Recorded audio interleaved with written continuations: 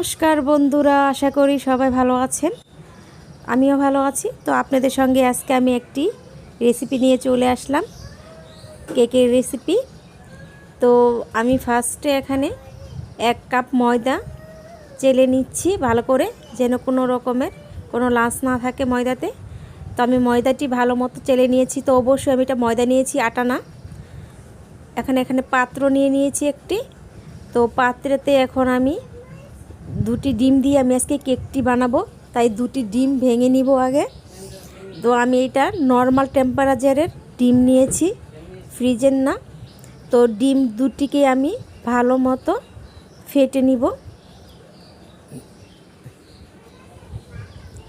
তো আমি ভালো মতো ডিমগুলোকে ফেটে নিয়েছি।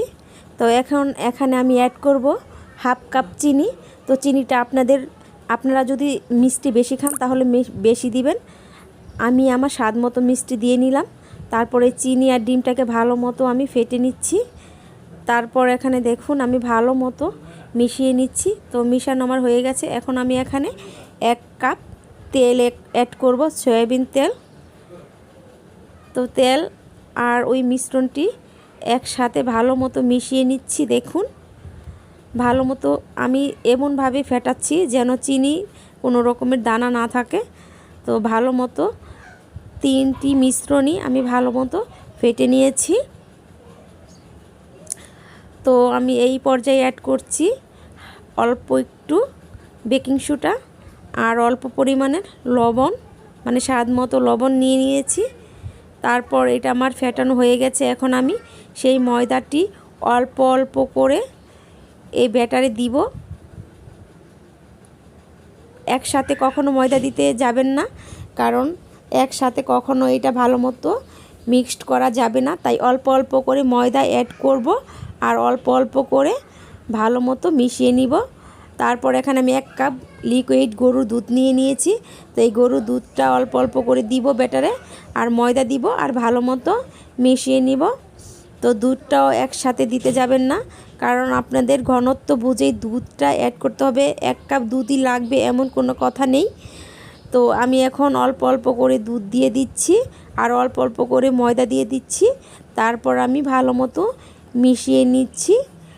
ভালো করে যত বেশি ব্লেন্ড করা হবে তো কেকটি তত সুন্দর মসৃণ এবং সফট হবে। আর যারা আমার ভিডিওটা দেখছেন অবশ্যই আমার ভিডিওটি যদি ভালো লেগে থাকে আমাকে একটি লাইক দিয়ে দিবেন, আমার পাশে থাকবেন এবং আমার চ্যানেলটিকে সাবস্ক্রাইব করে দিবেন। তো দেখুন আমি সুন্দর করে তারপর আমার ব্যাটারটি একদম ভালো মতো ফেটানো হয়ে গেছে। এই পর্যায়ে অ্যাড করব আমি 2-3 ফোঁটা ফুড কালারটা অপশনাল, আপনারা দিতেও পারেন নাও দিতে পারেন। আমি কিন্তু এখানে কিন্তু আপনারা আরেকটা জিনিস অ্যাড করতে পারেন, সেটি হচ্ছে এলাচ গুঁড়ো। আপনারা যদি ভ্যানিলা এসেন্স দিতে চান তাহলে ভ্যানিলা এসেন্স দিতে পারেন, আর যদি ভ্যানিলা এসেন্স না থাকে তাহলে আপনারা এলাচ গুঁড়ো করে এখানে দিতে পারেন। তো আমি দুধের সাথে আমি এলাচটি দিয়ে জাল দিয়ে নিয়েছিলাম, সেজন্য আমি আর গুঁড়ো করে দেইনি। তো এখানে আমি একটি পাত্র নিয়ে নিয়েছি, যে পাত্রে আমি কেকটি বানাবো। তো এই পাত্রেতে আমি ভালো মতো তেল ব্রাশ করে নিচ্ছি, মানে চতুর্দিকে ভালো মতো ব্রাশ করে নিতে হবে, তা না হলে কেকটি ভালো মতো উঠবে না। তো দেখুন আমি ভালো মতো 2-3 বার করে ব্রাশ করে নিয়েছি। তো এখন আমি এখানে কাগজ সুন্দর করে আমার পাত্রর মাপে আমি কেটে নিয়েছি।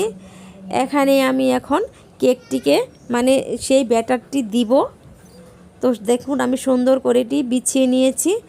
তো এই পর্যায়ে আমি এখন সেই গুলানো ব্যাটারটি আমি এখন এখানে ঢেলে দিব। তো আমার কথাতে অনেক ভুল ত্রুটি হয়, আপনারা কিছু মনে করবেন না, বুঝতেই পাচ্ছেন আমার চ্যানেলটি একদম নতুন, সেজন্য কথা বলতে অনেক প্রবলেম হয়। তো আপনারা নিজের মনে করে ক্ষমা করে দিবেন এবং আমাকে সাপোর্ট করবেন, আমার পাশে থাকবেন এবং উৎসাহিত করবেন।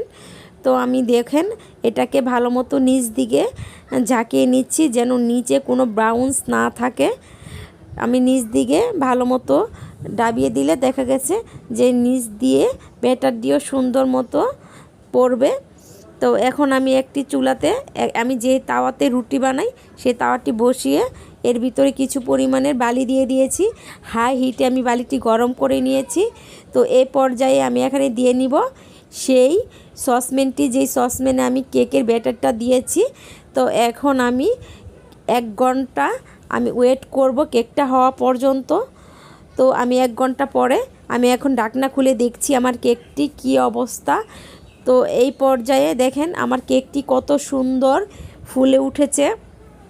তো আমি এখন একটি কাঠির সাহায্যে এই কেকটিকে দেখে নিব যে কেকটি কি ভিতরে হয়েছে কি না।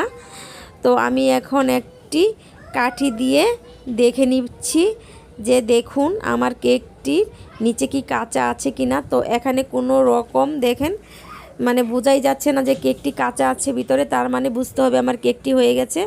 তো আমারটি কত সুন্দর ফুলে উঠেছে। তো এভাবেই আপনারা বাসায় ট্রাই করবেন, আশা করি আপনাদের কেকটিও পারফেক্ট হবে। তো আবার দেখা হবে পরবর্তী ভিডিওতে। রাখছি আজকে, নেক্সট ভিডিওতে আবার দেখা।